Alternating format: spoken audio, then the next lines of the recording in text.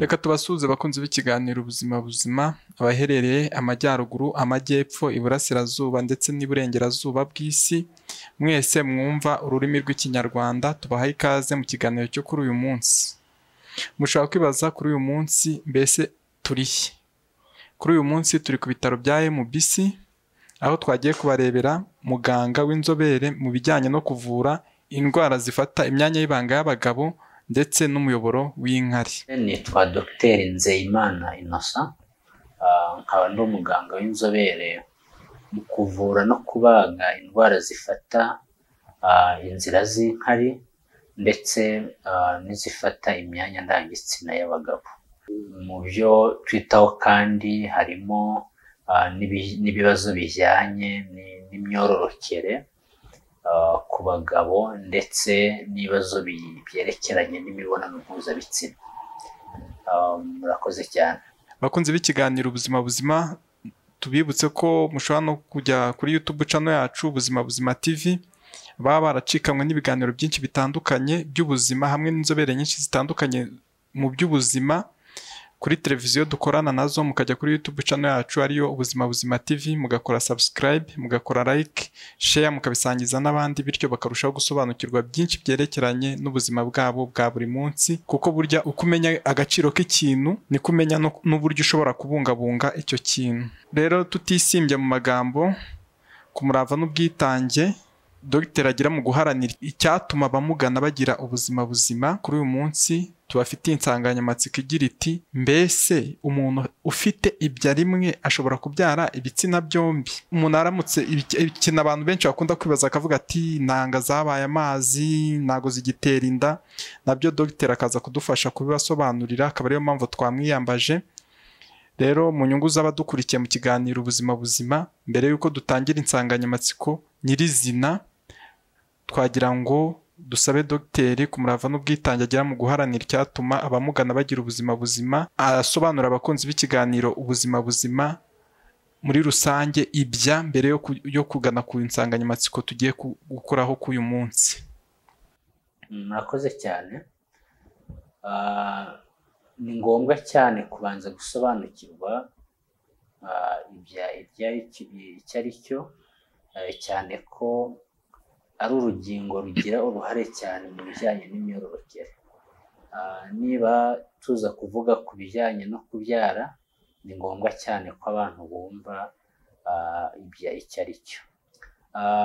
Ibya ni urugingo nk'izindi nyinshi zigirwa n'abagabo, akaba ari urugingo rumwe mu zigize imyanya y'imyororokere y'abagabo, akaba ari rwo rugingo rukora intanga ndetse n'imisemburo y'abagabo yo bita testosterone. Urwo rugingo ruba mu gice cy'imyanya ndangagitsina, akaba ari udusabo ubundi tugomba kuba ari tubiri iyo bimeze neza, ariko hashobora no kuba impamvu zituma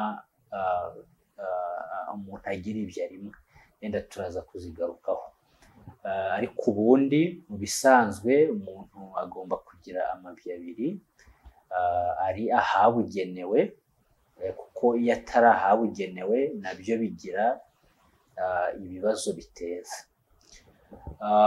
Urwo rugingo rwitwa ibya ni rwo, uko nabivuze, rukora intanga, hanyuma iyo zimaze gukorwa habaho akandi gace gasa n'akometse ku ibya kitwa epididime, niko izo ntanga zijyamo zinyuze mu tuyoboro duto cyane.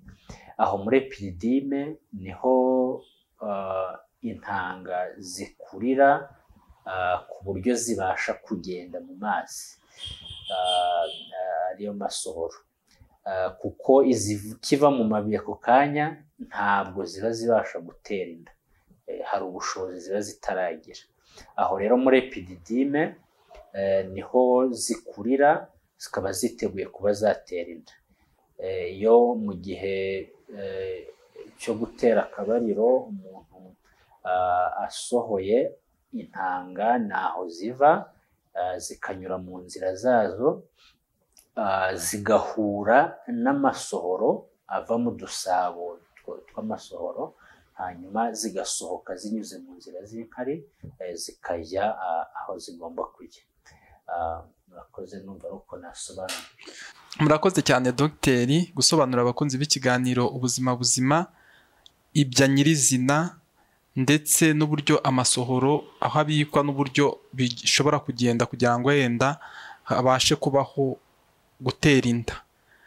Tubibutse ko kino kiganiro muri kukigezwaho ku bufatanye na kampani Ubuzima Talent Show Limited Rwanda hamwe n'ibitaro bya MBC, aho biduha abaganga b'inzobere kugira ngo barusheho gusobanura abakunzi b'ikiganiro ubuzima buzima byinshi byerekeranye n'ubuzima bwabo bwa buri munsi.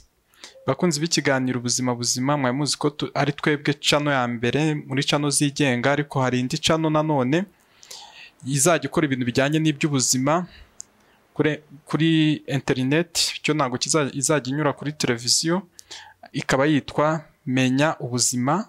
Ushaka gusimbukirayo mugakora subscribe, bityo uko muzagenda mwiyongera niko izaba iri guteganya ibintu, tuzaba turi guteganya ibintu dushobora kubashyiriraho ku iyo channel nshyashya. Tutisibye mu magambo rero mbere yo kujya ku nsanganyamatsiko ivuga ati mbese umuntu afite ibya rimwe ashobora kubyara abana b'ibitsina byombi, kuko tubonye ko amabyara abiri. Noneho twabaza dogiteri, kuko yarakomoje ku masohoro, twabaza dogiteri tukamaza ati mbese ni ko twumva abantu bavuga ngo hari umuntu ngo ufite amasohoro y'amazi, ayo masohoro kugira ngo amazi muri make acika amazi nabe yatera inda, biba byagenze biti? Mwakoze. Icyo kintu cyo kuvuga ngo amasohoro yabaye amazi kiravugwa cyane, tucyumva n'abantu batandukanye, ariko menda biba binagoye kumva icyo bashatse kuvuga neza, kuko kuvuga amazi yenda nk'igisukika cyangwa nka likide, n'ubundi amasohoro twavuga ko aba ari amazi cyangwa se aba ari likide.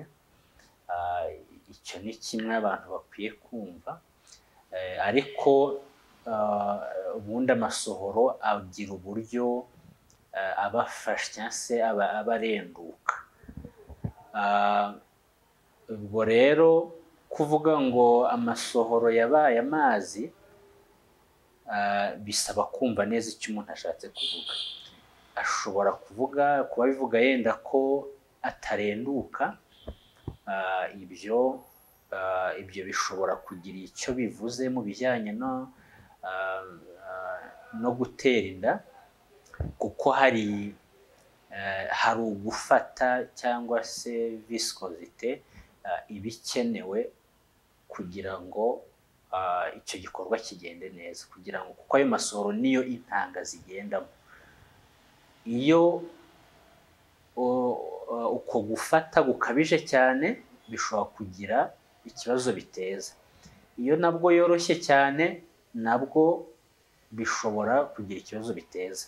Mbese iyo dusuzuma nk'abafite ibibazo bijyanye no gutera inda tugapima amasohoro, icyo ni kimwe mu birebwa, ariko ntabwo ari ikintu wapfa kubona n'amaso ngo umuntu abyirebere amenye ko ari ikibazo. Bisaba ko bipimwa muri laboratoire abantu bakamenya niba bihagije koko. Naho kuvuga ngo ni amazi, n'ubundi imiterere y'amasohoro iri muri ubwo buryo bw'ibisukika cyangwa se amazi nk'uko bivugwa. Naho ibyo kuvuga ngo amasohoro yatuma atera inda, hazamo ibintu byinshi yenda twaza kugarukaho. Murakoze cyane dogiteri gusobanura abakunzi b'ikiganiro ubuzima buzima imiterere y'amasohoro muri rusange. noneho tutaragana ku kibazo cya kabiri, twagira ngo noneho musobanurire muri rusange abakunzi b'ikiganiro ubuzima buzima ibishobora gutuma ayo masohoro adatera inda. Murakoze. Wenda mbere yuko tugera aho ngaho na byiza ko twumva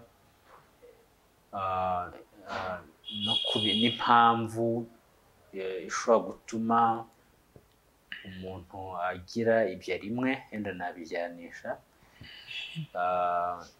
ariko wenda mpereye kuri icyo wari uvuze byo kuvuga ngo amasohoro adatera inda, ubundi abantu babyumve neza, ntabwo amasohoro ubwayo ariyo atera inda. Gutera inda bisaba intanga, kandi intanga nk'uko nabivuze ziva mu mabya, niho zikorerwa, nta niho zihura n'amasohoro zivuye. Birashoboka rero ko umuntu yagira amasohoro ndetse ameze neza, bwa bukomere twavugaga bukaba bumeze neza, ndetse n'ingano yayo ikaba ihagije, ariko hakaba hatarimo intanga. Icyo gihe uwo muntu ntabasha gutera inda. Ndetse biri no mu bituma rimwe na rimwe abantu batabibona mbere yenda ari bato, kuko ababibona ko afite amasohoro, abantu rimwe na rimwe bakitiranya kugira amasohoro no kugira intanga. Kuba umuntu afite amasohoro ntibivuze ko haba harimo intanga, kandi gutera inda birasaba ko haba harimo intanga. Ubwo navuga ko ibibazo byinshi bituma umuntu adatera inda bijyana n'intanga. Intanga zishobora kuba zidahari cyangwa se zihari ari nkeya, kuko hari umubare usabwa kugira ngo umuntu abashe gutera inda.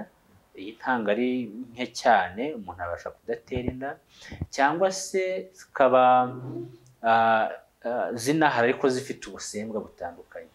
Zishobora kuba imiterere yazo itameze neza, cyangwa se zikaba zitabasha kwihuta cyangwa se kugenda, zigapfa vuba. Ibyo byose ni ibishobora gutuma umuntu adatera inda, kandi intanga zihari. Ku bijyanye n'amasohoro, kimwe mu bibazo nk'uko nabivuze ni uko ashobora kuba hari ibibazo mu bukomere bwayo cyangwa mu bufate bwayo, bimwe bavuze byitwa viscosité, cyangwa se akaba ari make cyane. Kuba make kwayo bishobora guterwa n'inzira, za nzira inyuramo zifunze. Iyo hari impamvu itumye izo nzira zifunga, bishobora gutuma amasohoro aba makeya, bityo n'intanga ziyarimo zikaba nkeya, bikaba byatera ikibazo mu gutuma umuntu adatera inda.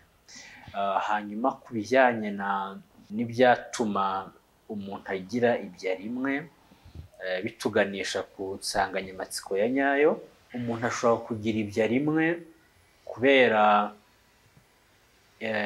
ritamanutse, cyangwa se ni rimwe ryamanutse gusa, uko ubusanzwe amabya akorerwa hejuru mu nda, hanyuma uko umwana akura ari mu nda, amabya akagenda amanuka kugeza ageze hariya tuzi aba muri kiriya gishisho kiyatwikira. Bibaho rero ko hari igihe amabya yombi cyangwa rimwe bitamanuka, umuntu akazisanga afite ibya rimwe. Hari n'ababimenya batinze cyane, barabaye bakuru baranashatse, ariko ubundi ni ibintu byagombye kubonwa hakiri kare, umwana akiri muto, kuko ni ibintu bibasha gukosorwa, iritaramanutse rikamanurwa. Indi mpamvu yatuma umuntu agira ibya rimwe ni igihe ryavanywemo ku mpamvu z'uburwayi. Uburwayi bushobora gutuma umuntu atakaza ibya harimo nka kanseri y'ibya. Ibya nk'izindi ngingo zitandukanye nariyo ishobora kugira kanseri. Iyo rero umuntu agize kanseri mu ibya, nta kindi gikorwa uretse kurikuramo. Icyo gihe rero bishobora kuba impamvu zo gutuma umuntu agira ibya rimwe. Ikindi, indwara za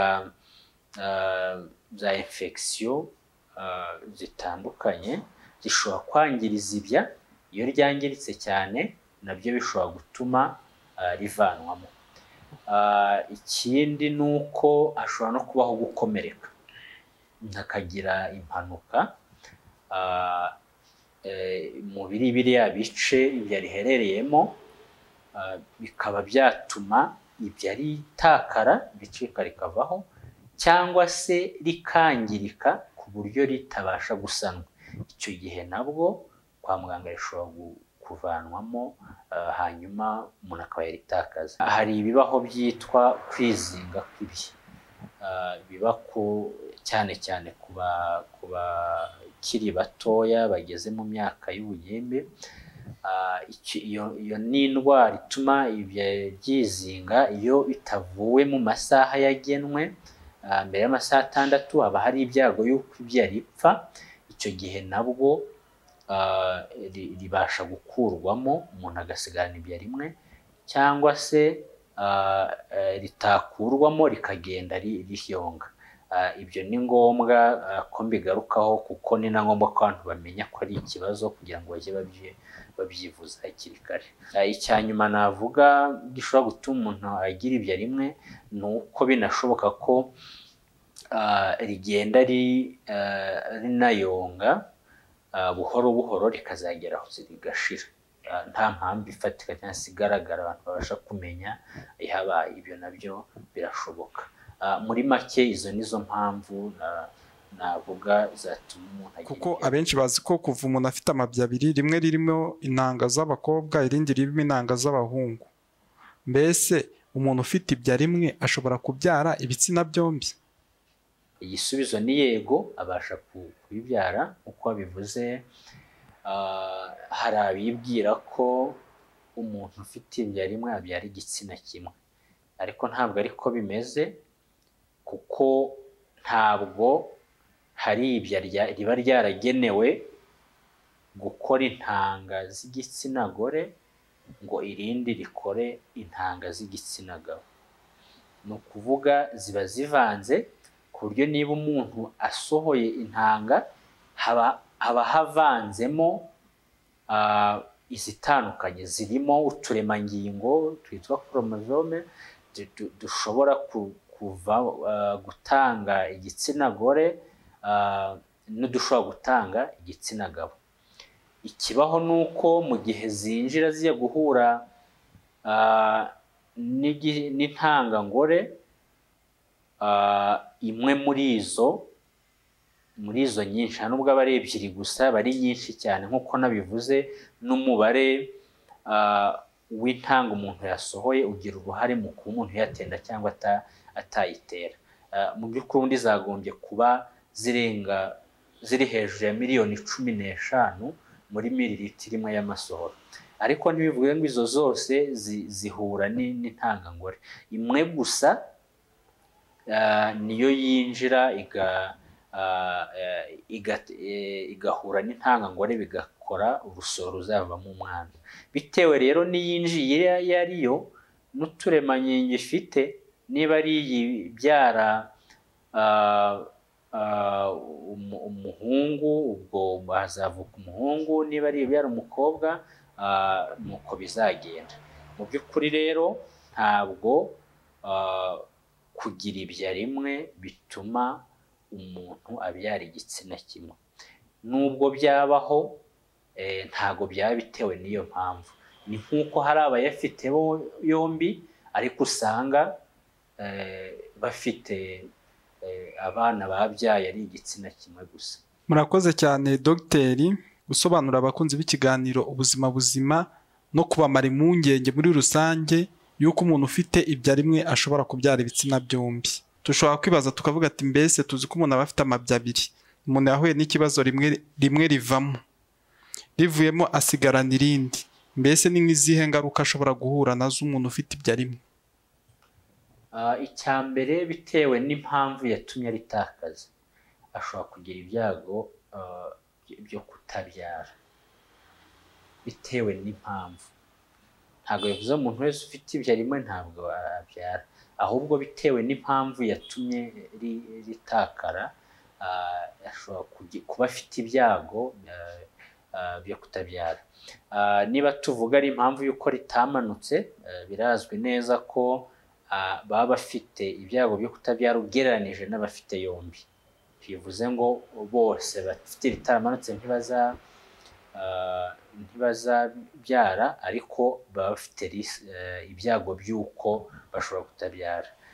Cyangwa se niba ari uwagize biriya byo kwizinga nk'uko twabivuze, rikaba ryatinzemo ryapfuye, icyo gihe umubiri ushobora gukora abasirikari barwanya ibya, bigafatana rya rindi rizima, bikaba byatuma ridakora neza, bityo umuntu akaba atabyara.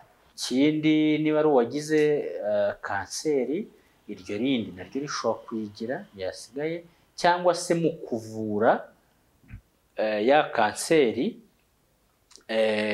bikangiriza rya rindi, nubwo rikirimo ariko rikaba ridafite ubuzima byatuma rikora intanga neza. Bishobora guterwa n'imiti yafashe, cyangwa se niba ari ugushiriza, bikaba byarigiraho ingaruka.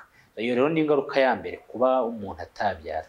Ikindi, kuba umuntu afite ibya rimwe bishobora no kumutera icyo nakwita ipfunwe, akumva kuba atameze nk'abandi, kuba hari ikintu avuze bikamutera ipfunwe. Ibyo nayo ni indi ngaruka umuntu atakwirengagiza, cyane ko iyo mu mutwe umuntu adatuje, iyo atameze neza, hari n'ibindi byinshi bishobora kutagenda neza mu buzima. Mu by'ukuri izo nizo ngaruka cyane cyane navuga umuntu ufite ibya rimwe ashobora kugira. Murakoze cyane Dogiteri gusobanurira abakunzi b'ikiganiro ubuzima buzima byinshi byerekeranye n'umuntu ufite ibya rimwe. Mu gusoza ikiganiro ubuzima buzima, sitwasoza mutagize inama mugira abakunzi b'ikiganiro ubuzima buzima, kuko n'ubundi wakiyumvaho ikibazo gitandukanye cyerekeranyeho n'amabya. Icyo tumushishikariza ni ukwihutira kujya kwa muganga kugira ngo babashe kumufasha, bityo arusheho kugira ubuzima buzima. Sitwabarekura mutagize inama mubaha mbere yo gusoza ikiganiro twari tugiranye. Inama natanga ntitandukanye cyane niyo waruvuze. Ni ingenzi cyane ko abantu bamenya ko igihe cyose bafite babona ikintu kidasanzwe ku mubiri wabo bagomba kwivuza. Ku bibazo by'amabya, urumva haba harimo ibyago ko ushobora kugiraho ikibazo cyazanatuma utabyara. Ni byiza rero kwivuza hakiri kare, kuko uko indwara ivurwe kare niko itera ibibazo bikeya cyangwa ingaruka nkeya. Ubu rero abafite abana nabakangurira ko bajya bareba, nabwo abana b'abahungu bakareba ko turiya dusabo twombi turimo, mu gihe babona hari akatarimo cyangwa twombi bakihutira kwa muganga kugira ngo icyo kibazo gikurikiranwe kandi gikemuke, kuko iyo bivuwe hakiri kare nta kibazo bigira ku mwana. Abagiye hejuru nabo bakareba niba umwana agize uburibwe butunguranye ku mabya, bakihutira kwa muganga kugira ngo barebe ko atari ukwizinga, bityo bivurwe ku gihe, hirindwe icyo kintu cyo kuba batakaza ibi. Ikindi ni uko igihe cyose ubonye ibya ryiyongereye mu buryo budasanzwe cyangwa ari kubabaza, bishobora kuba ibimenyetso by'uko harimo ikibyimba, bishobora kuba kanseri. Icyo gihe nabwo iyo bivuwe kare nta kibazo umuntu agira. Ikindi ni ukumara abantu izo mpungenge ko kugira ibya rimwe ntabwo bituma umuntu atabyara, uretse rimwe na rimwe bitewe n'icyabiteye nk'uko nabigarutseho mu kiganiro, ariko abantu ntibakwiye guhangayika cyane niba ufite ibya rimwe ngo wumve ko utazabyara. Ikindi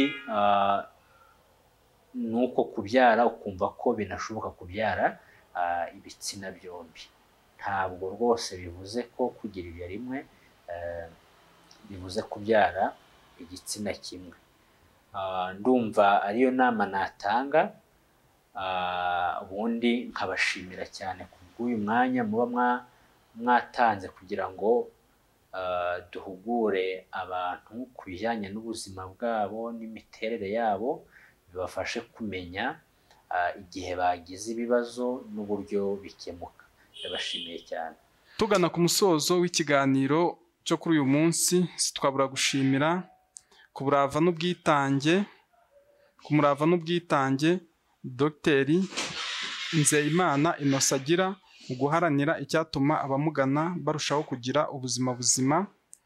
Ntitwabura gushimira nanone ibitaro bya MBC biba byaduhaye abaganga b'inzobere mu bijyanye n'iby'ubuzima batandukanye kugira ngo barusheho gusobanurira abakunzi b'ikiganiro ubuzima buzima byinshi byerekeranye n'ubuzima bwabo bwa buri munsi. Reka namwe tubashimire abakunzi b'ikiganiro ubuzima buzima, murabe ingenzi kuri twebwe, akaryoshye ntigahora mu itama, baba baracikanywe n'ibiganiro byinshi bitandukanye byerekeranye n'ubuzima kuri televiziyo dukorana nazo hamwe n'inzobere nyinshi zitandukanye mu by'ubuzima. Icyo twabashishikariza ni ukujya kuri YouTube channel yacu ariyo Ubuzima Buzima TV, mugakora subscribe kugira ngo muzajye muba mu wa mbere bahita babona ibiganiro tukibishyiraho, mugakanda ku nzogera, mugakora ahantu handitse all ariyo A na L ebyiri ndende, bityo bikaba bivuze ko muzajya muhita mubona notification dushyizeho ikiganiro. Reka dushimire n'abakunda gusenga Joseph Patrick wari uri ku buhanga bw'amajwi n'amashusho. Nge mwaye muri kumwe ni Imana ishimwe René Sadiki, mukomeze mugire ubuzima buzima.